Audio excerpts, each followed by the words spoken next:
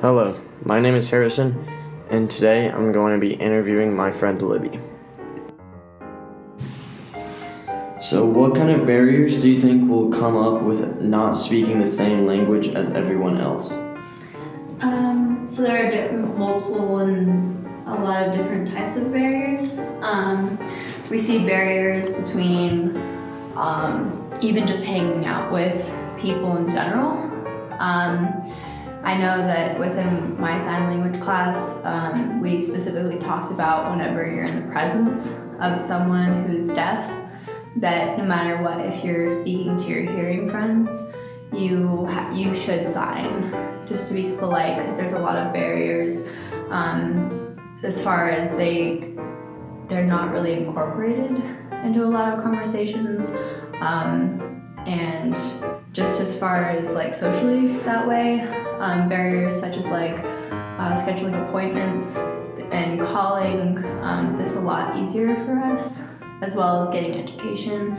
They have to go other places where we can just go to a regular university. Mm-hmm. How about like emergencies, like if you need to call the police or you need to go to the hospital for something?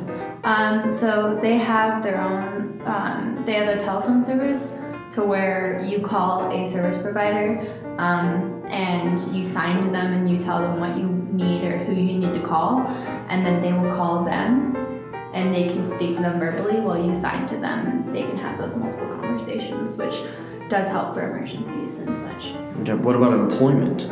For employment, I have absolutely no idea.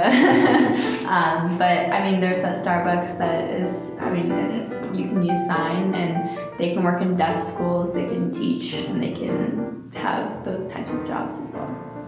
Alright. Do you think sign language is a true official language? Absolutely. So there's different types of sign language. There's ASL, and then there's British British Sign Language, and there's sign language for every different country, and it's absolutely its own language because it has different grammatical, grammatical and punctuational, and it's very different even from English. Yeah. Do you think there are any technologies that can help fix this? So they have their phones, which definitely helps them get by in this new digital age. FaceTime is a huge, help that it has developed. As far as other technologies,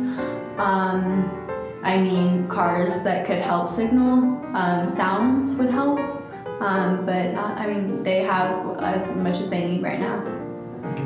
Even with all these technologies, do you think they still might be discriminated against? Absolutely.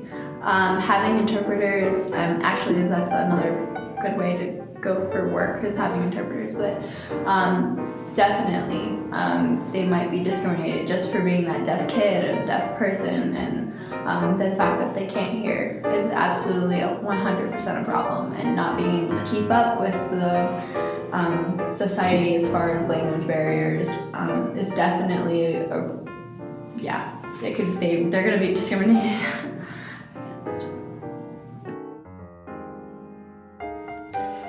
Okay, thank you for the help, Libby. For me, I will have to agree with everything you have said on the subject of sign language, and how it is a true language, and that they are unfortunately discriminated against and have been for thousands of years. It is something that is unfair to the deaf community, because they are not lesser than hearing people from their disability. With this disability, the deaf community does not see their deafness as any disability, but instead a blessing, because they are immediately accepted into their community and have a special bond that hearing people might not ever have.